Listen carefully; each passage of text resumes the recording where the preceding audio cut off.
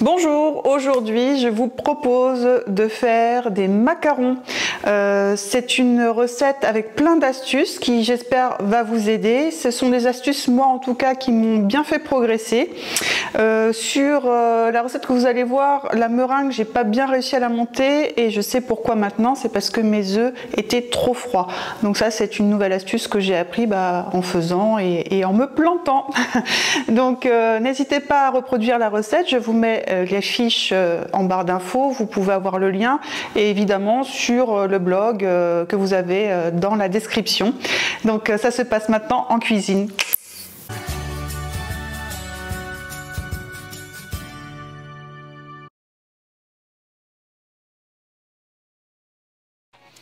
Nous allons commencer par la ganache, inspiration de la recette de Pierre Hermé, donc la ganache mandarine à l'huile d'olive.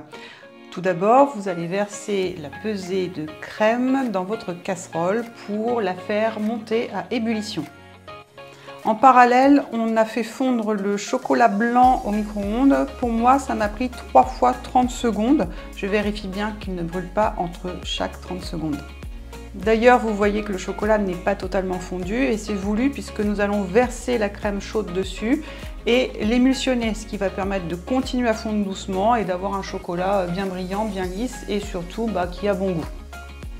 Comme à l'habitude, on verse la crème en plusieurs fois puisque ça va faire trancher le chocolat et on émulsionne par petits cercles concentriques en partant du milieu et en allant vers les bords. Et vous allez voir qu'à un moment donné, ça va faire un peu comme une mayonnaise, ça va prendre et ça va devenir bien homogène.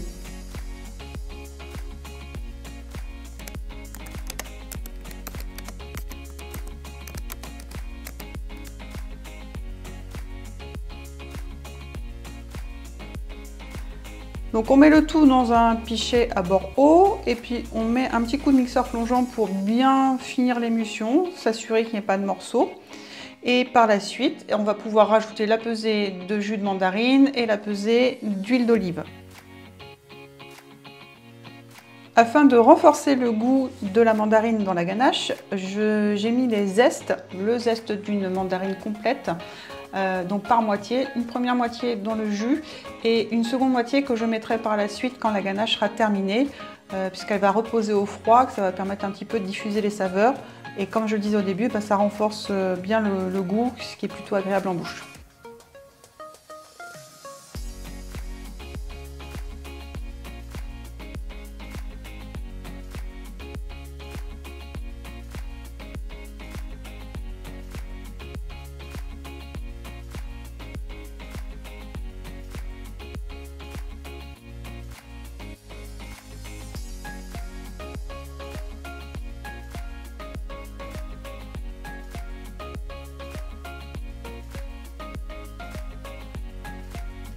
Voilà le moment donc de verser le jus dans notre première préparation.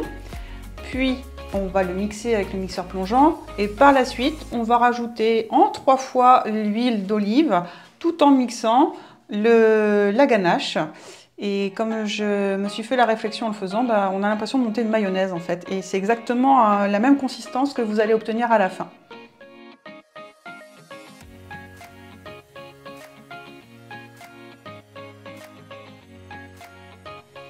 Voilà, notre ganache est terminée, on la verse dans un plat, on la couvre avec un film alimentaire au contact et puis on va pouvoir l'entreposer au réfrigérateur pour un minimum de 4 heures, ce qui va permettre en fait à cette ganache de redurcir un petit peu, de devenir plus malléable et de pouvoir garnir les macarons sans que ça coule partout.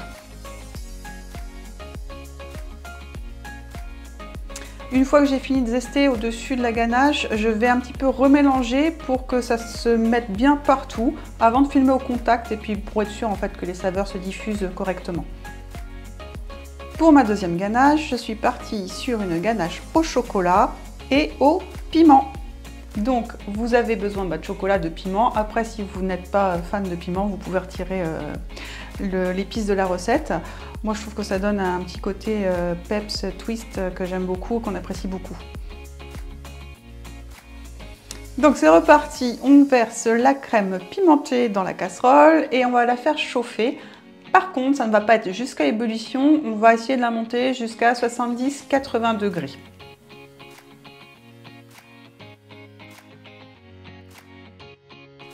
Sans oublier bien sûr de mettre aussi la pesée de glucose dans cette crème avant de la faire chauffer.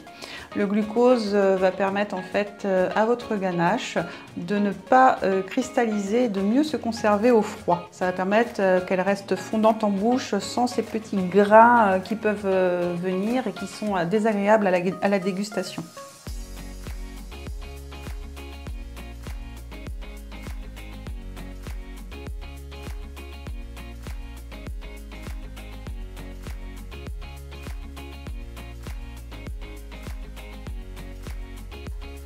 Toujours le même principe, on émulsionne sur un chocolat qui aura été préfondu au micro-ondes.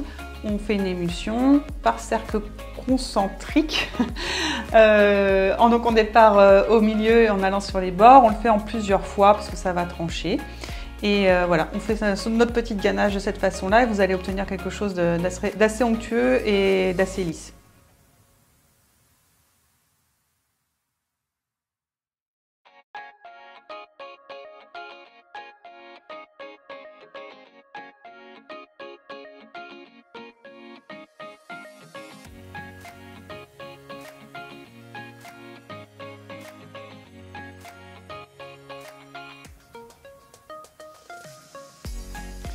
Si vous n'avez pas de glucose, si vous ne désirez pas en acheter, c'est pas du tout indispensable à la recette.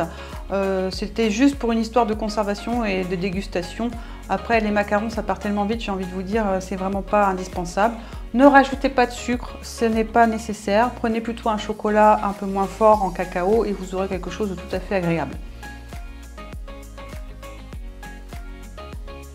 On verse donc la ganache dans un plat qu'on va filmer au contact et même punition, ça part au réfrigérateur pendant minimum 4 heures. Les deux ganaches que je vous présente peuvent passer toute la nuit au réfrigérateur, ce qui peut être intéressant dans l'organisation puisqu'on peut le faire à l'avance et puis passer à la confection des macarons, des coques de macarons par la suite le lendemain. Les biscuits macarons. Alors, je sais que ça pose problème pour plusieurs d'entre vous, d'entre nous. Ça m'a posé problème aussi à moi au début et j'ai quelques techniques, quelques astuces.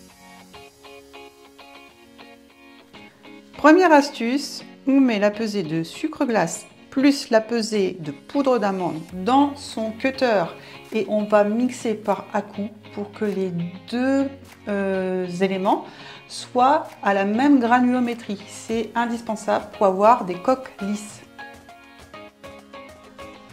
On mixe par à-coups et pas longtemps, vraiment on fait 4-5 impulsions, peut-être un peu plus, vous verrez bien. Mais c'est surtout pour éviter que ça chauffe et surtout que ça se transforme en huile. La poudre d'amande va se transformer en huile si vous la chauffez. Donc il ne faut pas du tout chauffer, il faut que ça reste sec. Par contre, il faut que ça soit bien fin.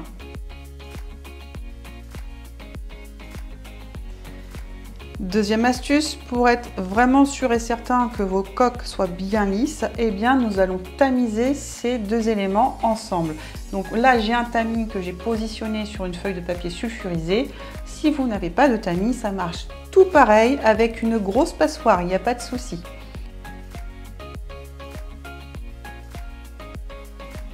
Alors vous allez voir au bout d'un moment, il y a des grains qui ne passent pas au travers du tamis. Vous les aidez à passer en appuyant dessus, soit avec une corne comme je fais à la vidéo, soit avec une cuillère. Voilà, vous faites en sorte que tout passe au travers parce qu'on a des pesées qui sont vraiment exactes.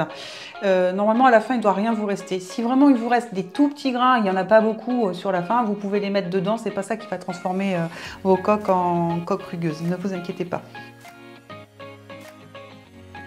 Grâce au papier sulfurisé, on va pouvoir verser le tout dans un grand saladier.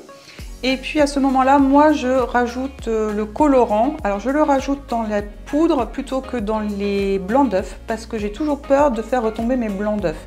Et j'utilise de la poudre plutôt que du gel ou des colorants liquides parce que je ne veux pas rajouter de l'humidité en fait dans ma pâte. Je ne veux pas changer la structure de mon macaron. Donc c'est vraiment, je trouve, une troisième astuce qui est importante à connaître.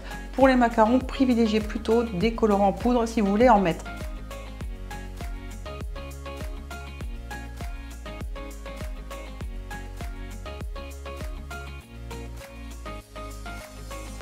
Pour la dose de colorant et pour les couleurs que vous voulez obtenir, ça va vraiment dépendre de la marque de vos colorants. Moi je voulais un orange, je me suis un peu plantée parce que mon jaune était déjà très orangé. Après au niveau des quantités, n'hésitez pas à forcer sur la couleur de départ puisque ça va décolorer un petit peu à la cuisson.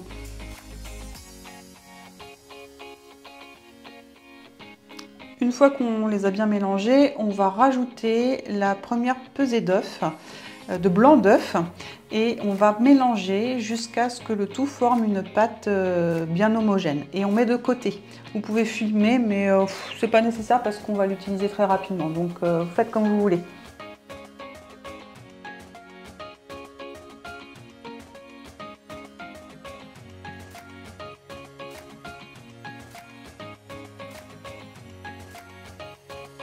Abonne-toi.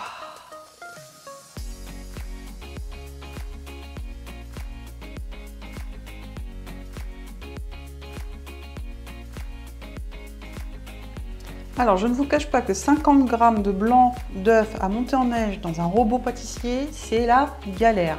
Je vous incite à le faire à la main. Je l'ai testé, je n'avais jamais monté de blanc d'œuf ou c'était une catastrophe à chaque fois. Je vais vous remettre la petite vidéo de comment faire et surtout quel ustensile utiliser. Donc le blanc d'œuf, 50 g, c'est limite pour la machine. Du coup, dans la recette, je vous augmente un petit peu les proportions. Du coup, vous aurez beaucoup plus de coques de macarons. Ça vous fera plus de macarons, hein, à vous de voir. J'allais oublier de vous prévenir, il faut surtout pour que vos blancs d'œufs montent, qu'ils soient à température de la pièce. N'hésitez pas à les sortir de votre réfrigérateur la veille. Il faut vraiment que ces blancs soient à température, sinon ça risque de ne pas monter. En tout cas, vous allez bien galérer.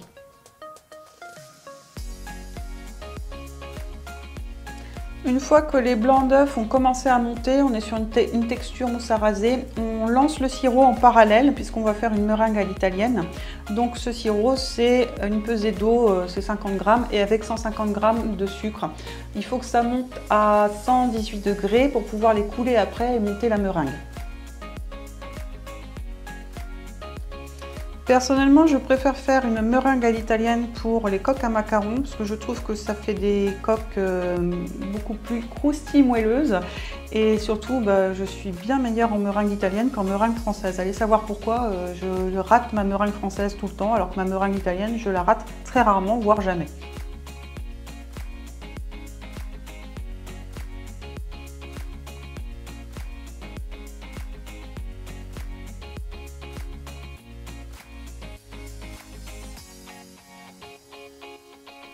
Quatrième astuce pour réussir sa meringue italienne, il faut couler à 118 degrés. Elle va monter un petit peu en température le temps que vous la meniez au bol du robot. Et vous allez couler ce sirop sur les parois. Ça va permettre en fait à votre sirop de refroidir un petit peu en descendant dans les œufs. Mais surtout de ne pas faire des filaments qui se prendraient dans le fouet de votre robot et qui en mettraient partout. Parce qu'on veut vraiment que ça cuise les blancs d'œufs et non pas que ça repeigne votre cuisine. Donc vous mettez bien le sirop à couler sur le bord et tout se passe très bien.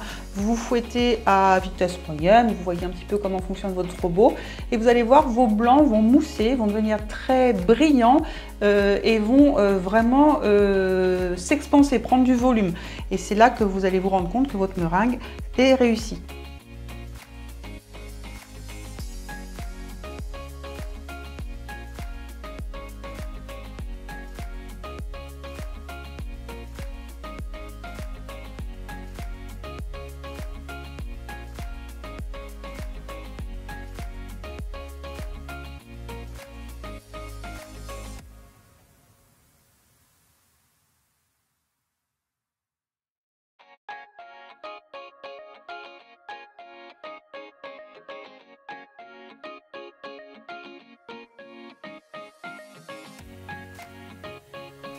Dans la vidéo, je vous avoue, j'ai un peu galéré avec mes blancs en neige à les monter parce qu'il n'y avait pas beaucoup de pesée. Du coup, je ne suis pas satisfaite de ma meringue qui n'est pas assez ferme à mon goût. Malgré tout, j'ai estimé qu'elle était assez ferme pour faire les macarons et on verra que les coques sont réussies. Je pense que si ma meringue avait été un peu plus ferme, un peu plus mousseuse, volumineuse, peut-être que la collerette aurait été moins développée. À vous de me dire si vous savez si ça a un impact vraiment sur le développement ou pas de la collerette. En tout cas, bon, les macarons étaient bons Donc ne vous inquiétez pas si c'est pas parfait, c'est jamais parfait de toute façon.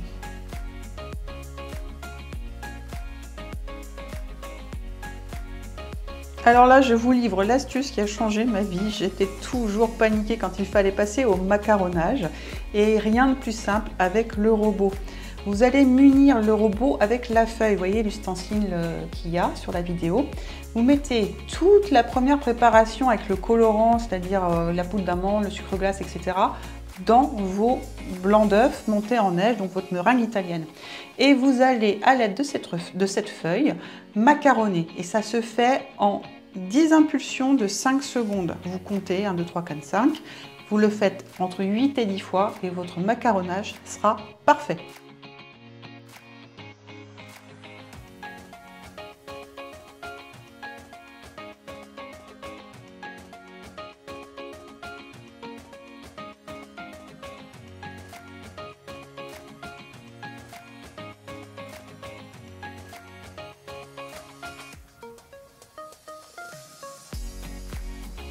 Au bout des 8 à 10 fois, vous allez obtenir cet appareil-là. Vous voyez, c'est suffisant, il n'y a pas besoin de plus. Quand vous sortez la feuille et que vous prenez la masse avec, vous voyez que ça coule comme un ruban.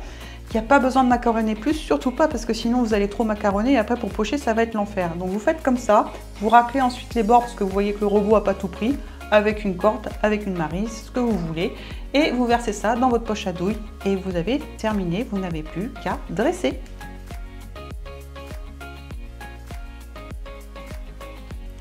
Donc on va pas se mentir, je ne suis pas une pro du pochage. Malgré tout, j'ai quelques petites astuces encore à vous livrer. Donc là, pour réussir un pochage, déjà, il faut avoir un gabarit. Moi, je suis partie sur des macarons de 3,5 cm de diamètre. J'aime bien les petits macarons et surtout, c'est beaucoup plus facile à pocher, c'est beaucoup plus facile à cuire et à décoller. Donc je vous conseille de partir, si vous êtes novice, sur des petits macarons. Les gros macarons, c'est autre chose. Alors pour pocher, la main du dessus va pousser, la main du dessous va guider. On se met sur le milieu du macaron et à quelques millimètres seulement de la surface. Surtout, on ne touche pas, mais surtout, on ne se met pas non plus en hauteur. Quelques millimètres, on va pousser donc l'appareil à macaron dans la douille et avec un petit mouvement vif à la fin, on va faire une petite queue pour terminer de pocher, pour couper en fait un petit peu l'appareil tout simplement. Ne vous inquiétez pas s'il reste une petite queue parce qu'après on va les tasser, on va taper la plaque et ça va s'aplatir tout naturellement.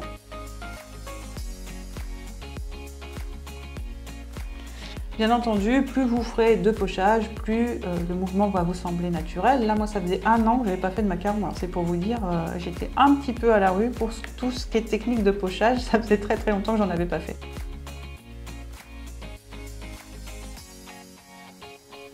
Alors j'ai testé aussi la cuisson sur feuille de papier sulfurisé et sur tapis spécial macaron. J'avoue que j'ai pas trouvé de différence, donc ne vous inquiétez pas, il n'y a pas besoin d'investir dans un tapis de cuisson, vous pouvez très bien utiliser des feuilles de papier sulfurisé. La seule chose qu'il y a de bien avec mon tapis de cuisson, c'est qu'il y a déjà les gabarits dessus, et donc vous voyez, je m'en sers par transparence et ça me facilite la vie tout simplement. Étape indispensable, donc une fois qu'on a fini de pocher, on va taper sa plaque violemment contre son plan de travail. Donc on la laisse tomber tout simplement. Je vous conseille de mettre un torchon en dessous, ça fait sinon un boucan d'enfer. Et vous allez voir que ça va s'aplatir et ça va faire remonter les bulles à la surface et permettre au fait aux coques de ne pas exploser pendant la cuisson. Donc étape à ne pas négliger. Donc on enfourne dans un four préchauffé. Le mien, je le mets à 145 degrés et j'ai vérifié avec un thermomètre laser, ça monte à 150. Donc vérifiez bien au niveau de votre four, il ne faut pas que ça soit trop chaud. Entre 145 et 150 degrés, c'est vraiment l'idéal pour vos macarons. Une autre astuce, c'est d'enfourner plaque par plaque. Je sais qu'il y en a qui font avec 2-3 plaques dans le four. Moi, franchement, j'ai jamais osé tester, mais je préfère faire plaque par plaque, comme ça, je suis sûre que mes cuissons sont bien réalisées. La cuisson est terminée, je n'ai pas ouvert la porte du four pendant que ça cuisait et j'ai mis à tiédir, en fait à refroidir surtout mes coques. Donc ça refroidit assez vite puisque c'est pas très épais. Et une fois que c'est bien froid, normalement ça se décolle tout seul. Si ça ne se décolle pas, c'est que la cuisson n'est pas assez poussée, ou il y a eu un problème pendant le macaronnage. Il y a eu un problème quelque part en tout cas. Donc normalement ça se décolle tout seul. Si ça ne se décolle pas tout seul, malheureusement ça veut dire que vos coques sont ratées. Ça peut venir aussi du fait que vous voulez les décoller trop chaudes. Veillez vraiment à ce qu'elles soient bien refroidies et voyez, vous les prenez avec précaution et minutie et vous tirez tout doucement et ça vient vraiment tout seul. Après, on va les mettre par paire, donc on essaye de prendre des coques qui sont de la même dimension. Si vous avez suivi les gabarits, il n'y a aucun problème. Si vous les avez fait à la main levée, ben voilà, il va falloir retrouver les jumelles. Donc ça prend un petit peu de temps, mais ça permet après d'avoir des jolis macarons bien uniformes.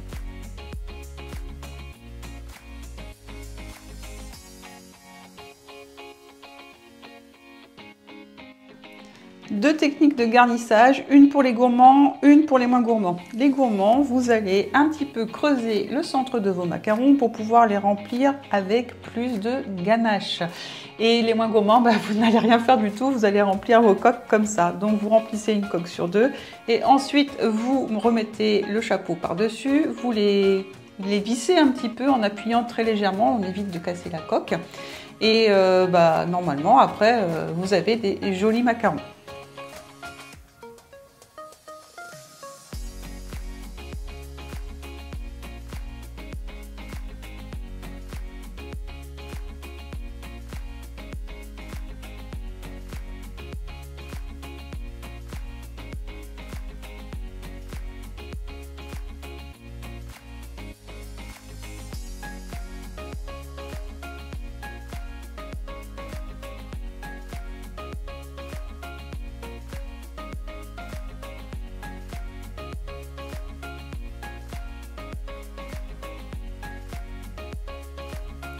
J'avoue que je ne sais jamais quelle quantité mettre dans un macaron, j'ai toujours peur que ça déborde et après ça va vraiment dépendre de la structure de votre ganache. Moi ma ganache elle n'était pas assez froide donc elle était un petit peu coulante encore, je pense que j'ai pas assez garni, c'est pour ça que c'est bien de la faire la veille parce qu'après vous avez une ganache qui se tient bien. Pour la recette de Pierre Hermé, il y avait une marmelade à confectionner, j'ai fait ma feignasse et je suis allée acheter une marmelade dans un magasin, donc je vous la montre en vidéo. Ce qui est sympa, c'est d'avoir justement la ganache qui est assez, assez fondante. Et dedans, vous allez mettre une pointe de marmelade qui va être assez acide. Vous recouvrez avec un tout petit peu de ganache et vous mettez votre coque, votre chapeau par-dessus. Et vous allez voir qu'à la dégustation, ça va donner une sensation de fraîcheur d'un coup qui vous arrive et c'est vraiment très agréable.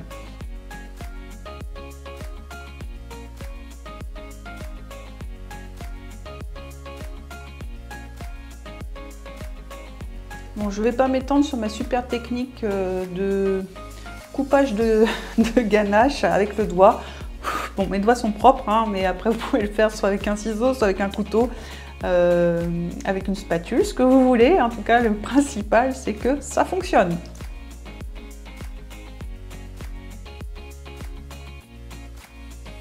Donc voilà ma technique en tout cas pour refermer les coques, hein. Je fais un petit coup de vis et j'appuie un petit peu dessus. Et puis après j'entrepose dans un récipient hermétique et que je mets au réfrigérateur.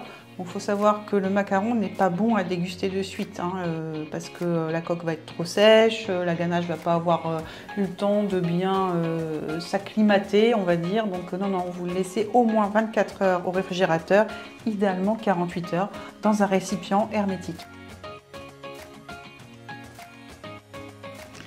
Alors c'est au tour de la ganache au chocolat, donc vous voyez, vous n'êtes pas obligé de mettre une douille comme je l'ai fait la première fois, n'importe quoi. Donc pas obligé de mettre une douille, vous remplissez vos coques avec la quantité de ganache qui vous fera plaisir. Et pour ma part, j'ai été prise d'un coup de folie, j'ai vu le caramel qui traînait dans le cellier, je suis allée l'attraper et j'en ai mis une petite pointe à l'intérieur. Il faut savoir que mon chocolat, c'est un chocolat noir, donc assez fort, assez costaud. En plus, c'est une ganache au piment, donc avec le petit twist de caramel, c'était plutôt sympa et agréable.